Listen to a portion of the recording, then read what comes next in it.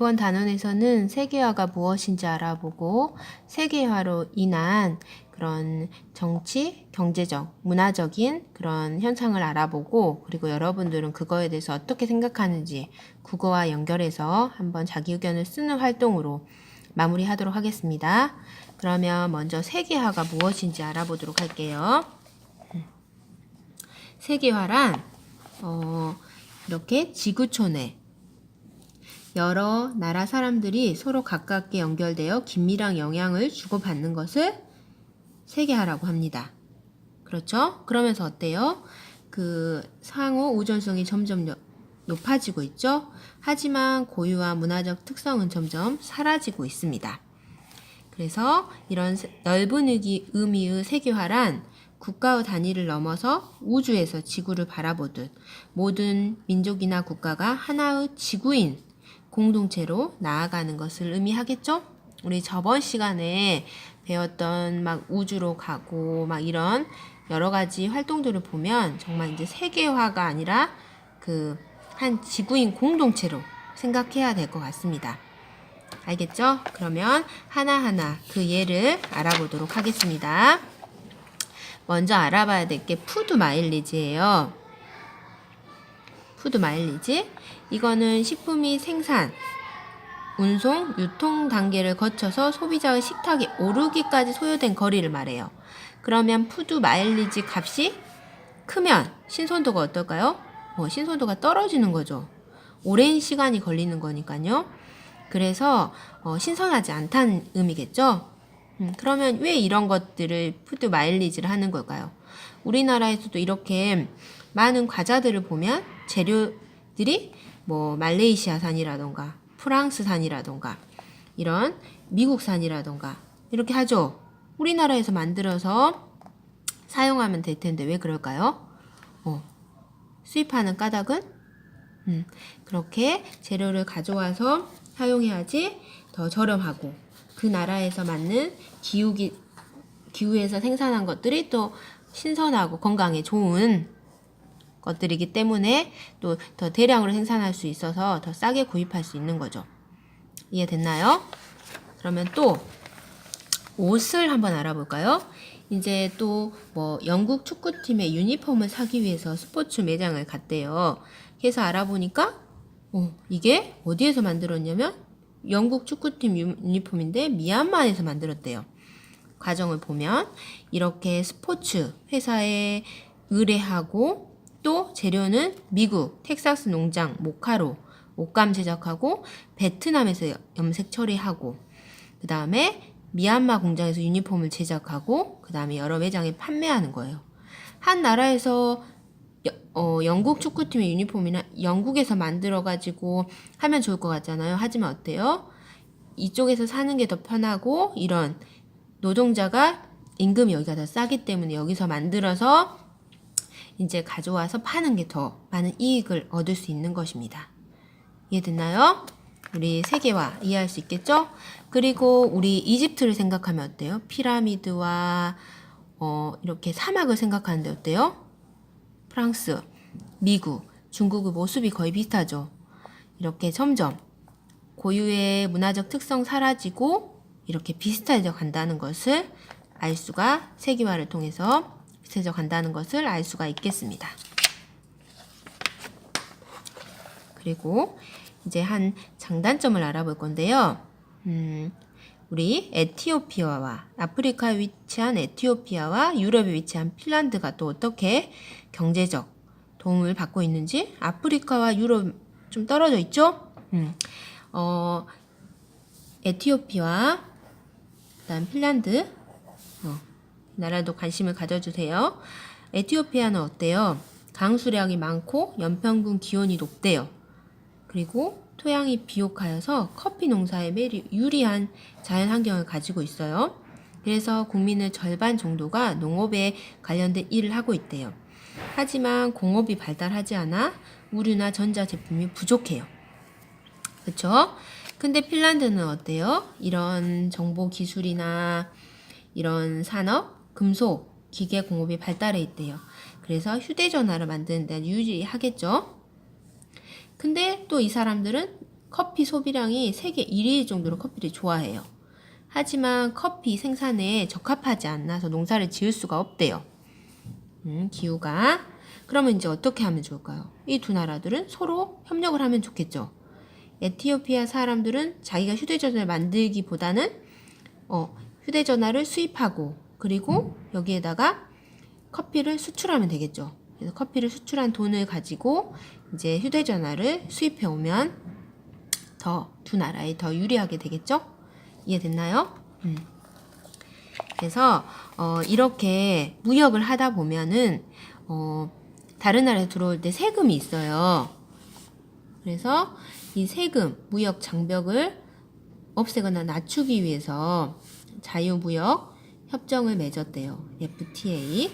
하지만 이게 또 좋기만 한지 한번 알아볼까요? 자유무역 협정을 맺기 전에는 자국에서 생산한 제품을 가격 경쟁력을 높이기 위해서 수입품에 높은 세금을 붙였대요. 그러니까 어때요? 다른 나라 물건이 세금이 붙어서 오니까 더 비쌌던 거죠. 아무리 좋았더라도. 그래서 자국의 물건을 많이 샀었죠. 근데 이제 그런 장벽이 없어지다 보니까 사람들이 더 좋은 물건을 싼 값에 살 수 있게 되었죠. 그러면 어때요? 그래서 삼겹살 같은 경우에도 유럽이나 남아메리카 그 넓은 나라에서 그 초원에서 자란 것들, 우리 좁은 데서 자라고 이런 게 아니고 해서 그런 좋은 고기를 수입할 수 있었고 가격은 낮은 가격에 살 수가 있었죠. 하지만 어때요? 이제 우리나라 입장에서는 소를 키우고 있어요.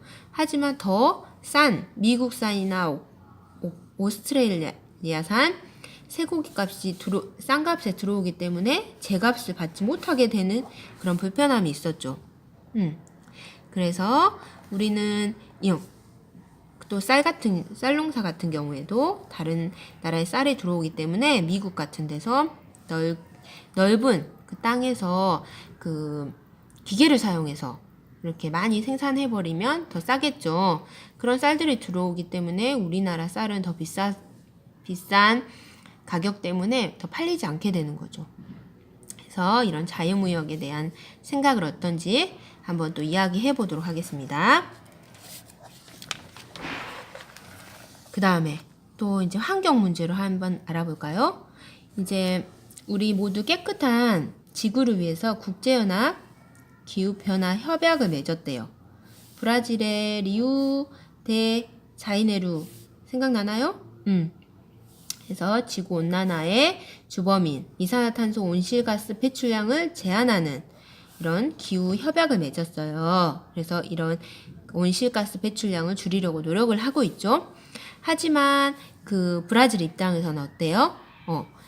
아마존 밀림은 지구상에 있는 산소 20%를 공급하기 때문에 지구의 사람들한테 매우 중요해요. 근데 브라질 정부는 이런 아마존 강을 개발하면서 밀림을 파괴하고 있어요. 왜냐하면 이런 브라질 같은 개발도상국들은 개발을 해야만 살 수 있기 때문이죠. 그쵸? 그리고 선진국은 자기들은 이런 환경 오염시키면서 많은 돈을 벌었는데 이제 안정이 되기 때문에 환경 오염이 문제가 생기니까 이런 나라들이 환경 파괴를 못하도록 또 막고 있는 그런 문제가 있잖아요. 그래서 여러분들의 생각은 어떤지 또 이야기해 보도록 하겠습니다. 그래서 이렇게 독특한 인문 환경과 특징을 살려서 활발한 경제 교류를 하면서 서로 도움을 받고 있죠. 하지만 이런 문제, 환경 오염이라던가 전쟁, 또 이런 문제가 계속 있어서 함께 해결해 나가야 합니다. 해서 이런 하는데 만약 이렇게 서로 관계가 긴밀해짐으로써 한 나라의 경제 위기가 다른 나라에도 영향을 미치죠.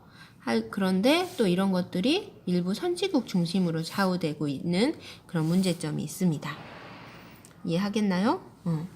그리고 우리가 서로 돕기 위해서 유럽연합, 이런 동남아시아 국가연합 이런 것들을 또 만들어서 서로 도움을 주고받고 있죠. 이해됐나요? 그래서 유럽끼리 다 돈이 다르면 서로 무역하는 데 많이 불편하잖아요. 그래서 유로라는 돈으로 이렇게 좀 하나를 통합했어요. 그래서 지금 우리나라로 보면 한 그 1유로가 1,300원 정도 된다고 합니다. 알겠나요? 그리고 이건 동남아 국가끼리 같이 도움을 주고받기 위해서 만든 단체죠. 그리고 또 문화적 측면에서 한번 봐볼까요? 정말 우리 한국식 치킨 있죠? 정말 한국식 치킨이 정말 맛있다고 소문이 났대요. 그래서 원래는 이런 치킨은 스코틀랜드와 아프리카 음식 문화래요. 왜냐하면 스코틀랜드에서 음식을 기온이 높으니까 음식을 오래 보관하기 위해서 닭을 기름에 튀겼대요. 그리고 아프리카에서 온 흑인들이 자신의 먹던 향신료를 더하여서 탄생한 음식이 미국의 프라이드 치킨인데 우리가 우리 입맛에 맞게 만든 치킨이 정말 맛있다고 소문난 거예요. 또 커피도 그렇죠. 그래서 이런 것들 다른 나라 것을 우리나라화 해가지고 정말 전 세계적으로 또 인기를 끌고 있는 거죠. 그리고 또 이제 세계화가 진행되면서 전통 의상을 입는 사람이 많이 줄어들게 되었고요. 또 결혼식도 전통 혼례를 하는 사람들이 드물어지게 되었고요. 그래서 또 이런 고유 문화가 사라진 또 문제점이 있겠죠. 그리고 또 이런 또 세계화가 되면서 사실은 사물놀이와 오케스트라가 함께하는 음악 공연을 통해서 두 문화가 합해서 더 아름다운 문화가 또 만들어지기도 하죠. 그리고 문화의 다양성을 위해서 스크린 쿼터제가 있어요. 자국 영화 의무 상영 제도. 왜냐하면 헐리우드의 그런 블록버스터들이 많이 들어오면서 우리나라의 영화를 많이 안 보게 돼가지고 어느 정도는 며칠은 우리나라 영화를 상영해야 된다는 그런 문화를 자기의 문화를 보호하는 제도가 만들어지고 있습니다. 됐나요? 또 이것도 그런 한식의 세계화를 위해서 그런 우리 고추장을 너무 매워하니까 이런 소스를 바꿔가지고 고추장 대신 굴소스나 크림소스, 토마토 소스를 만드는 떡볶이가 사랑받고 있대요. 이렇게 세계인의 입맛에 맞게 바꿔서 세계화하는 것도 있고 한식의 세계화를 위해서 우리의 전통을 잘 지켜나가는 거. 김치. 그래서 이거를 또 세계화 시키는 거. 여러분은 어떻게 생각하는지 이것도 같이 이야기를 나눠보도록 하겠습니다. 똑같은 것을 보더라도 각자 어떻게 생각이 다른지 우리 한번 적어보고 그거를 비교해보는 그거와 연결해서 이 단원 마무리하도록 하겠습니다. 이상으로 마치겠습니다.